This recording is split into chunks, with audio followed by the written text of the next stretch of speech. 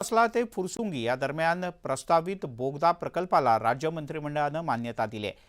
या प्रकल्पामुळे सुमारे 3 टीएमसी पाण्याची बचत होणार असून बारामती दौंड इंदापूरला याचा मोठा फायदा होईल। खडकवासला ते फुरसुंगीपर्यंत बोगदा करावा अशी मागणी दौंड तालुक्याचे आमदार राहुल कुल यांनी उपमुख्यमंत्री देवेंद्र फडणवीस यांच्याकडे एका निवेदनाद्वारे केली होती। विधानसभा सभागृहात सुद्धा वेळोवेळी हा प्रश्न उपस्थित झाला होता। याबद्दल शासन स्तरावर अनेक बैठका घेण्यात आल्या। अखेर या प्रकल्पाला मान्यता मिळाल्याने आमदार राहुल कुल यांच्या पाठपुराव्याला यश आलंय।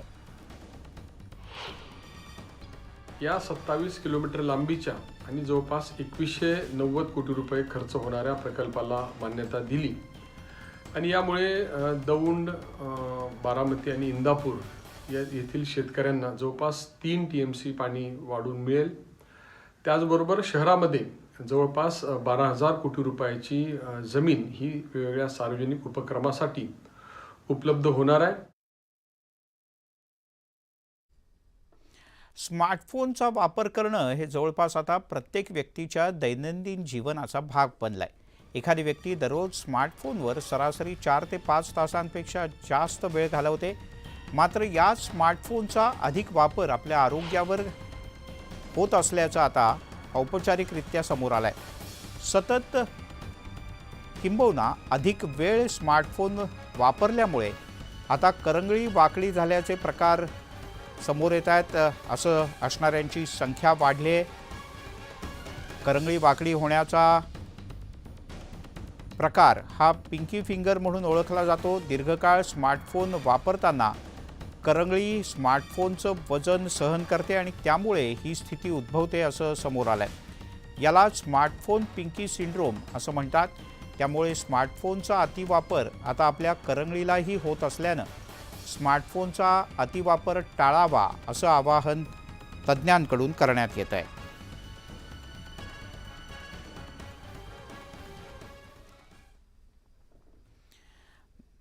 आणि आता एक धक्कादायक आणि दुःखद बातमी। नांदेडचे खासदार वसंत चव्हाण यांचं निधन झालंय। गेल्या काही दिवसांपासून ते आजारी होते। त्यांच्यावर हैदराबाद इथल्या किम्स हॉस्पिटलमध्ये उपचार सुरू होते। मध्यरात्री अचानक त्यांची तब्येत बिघडली। यावेळी तातडीनं त्यांना रुग्णालयात दाखल करण्यात आलं। पहाटे 4 वाजता त्यांची प्राणज्योत मालवली। नुकत्याच झालेल्या लोकसभा निवडणुकीत वसंत चव्हाण यांना काँग्रेस पक्षानं उमेदवारी दिली होती। त्यांनी भारतीय जनता पक्षाचे विद्यमान खासदार प्रतापराव चिखलीकर यांचा पराभव केला।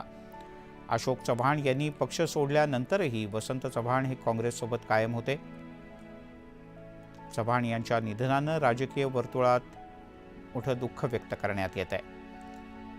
त्यांच्या निधनानं नांदेड शहरावर शोककळा आहे। वसंत चव्हाण यांच्या निधनाची बातमी समजताच चव्हाण यांचं मूळ गाव असलेल्या नायगावमध्ये उत्स्फूर्त बंद पाळण्यात आला। नांदेडचे खासदार वसंत चव्हाण यांचे आज निधन झाले। त्यांच्या निधनामुळे नांदेडसह त्यांचं जे मूळ गाव आहे नायगाव या गावावरती शोककळा पसरलेली आता मी आहे। त्यांच्या नायगाव या शहरामध्ये आपण पाहू शकतो की संपूर्ण नायगाव शहर हे सकाळपासूनच कळकळीत बंद ठेवण्यात आलेलं आहे। लोकांना अति दुःख झालेलं आहे। आपला एक जो मोठा नेता या तालुक्याचा आहे तो या लोकांनी गमावलेला आहे आणि त्यामुळे लोकांनी स्वतःहून स्वयंवृत्तीनं आजची आपली जी प्रतिष्ठान आहे ती पूर्णपणे बंद केलेली आहे आणि ठिकठिकाणी या शहरामध्ये श्रद्धांजली वाहणारे बॅनर देखील लावण्यात आलेले आहेत। काही वेळानंतर त्यांचे पार्थिव देह नायगावमध्ये आणले जाणार आहे आणि तिथं दर्शनासाठी ठेवलं जाणार आहे आणि उद्या सकाळी 11 वाजता याच त्यांच्या मूळ गावी नायगावमध्ये त्यांच्या पार्थिव देहावरती अंतिम संस्कार केले जाणार आहेत। मुजीब शेख, न्यूज 18 लोकमत, नांदेड।